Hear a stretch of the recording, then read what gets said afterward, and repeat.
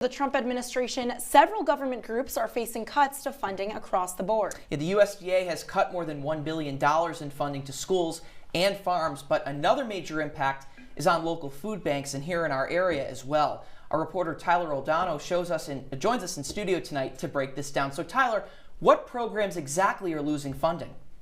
Well, Ronnie, there's about 2 programs within the U.S. today that are facing challenges for their budget. The first is the Local Food Purchase Assistance Program. The USDA gives organizations like the Food Bank of Central New York $2 million to purchase unsold items from local farms. This way, the food bank gets additional resources and farms get rid of their excess supply. Last year, the Food Bank of Central New York actually used that grant money to purchase 1.5 million pounds of food that went to different families in 11 different counties all around the region. On top of that, several shipments of fresh meats, eggs, and dairy going to food banks across the country have been canceled. The Food Bank of Central New York planned to receive 40 shipments from the USDA. Now that number has been cut to 25. I spoke with Brian McManus, the Chief Operating Officer at the Food Bank of Central New York, and he says it's going to be difficult to make up for the lost meat and dairy.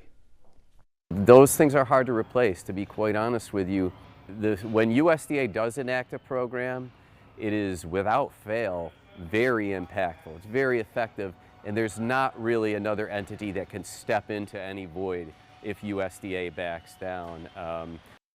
So the question is, how will families relying on that food be impacted? Well, I spoke to the Syracuse Northeast Community Center. They told me that some of the items from the USDA, like peanut butter, for example, have already become difficult to find. In terms of timing, the USDA grants run out in August, but the canceled shipments were set to arrive in April and run until June. So the clock is ticking for the food banks to find a way to fill that gap. There's also the looming state budget, which could help soften the blow, but Governor Kathy Hochul and lawmakers have continued to delay voting on that for the last few weeks. So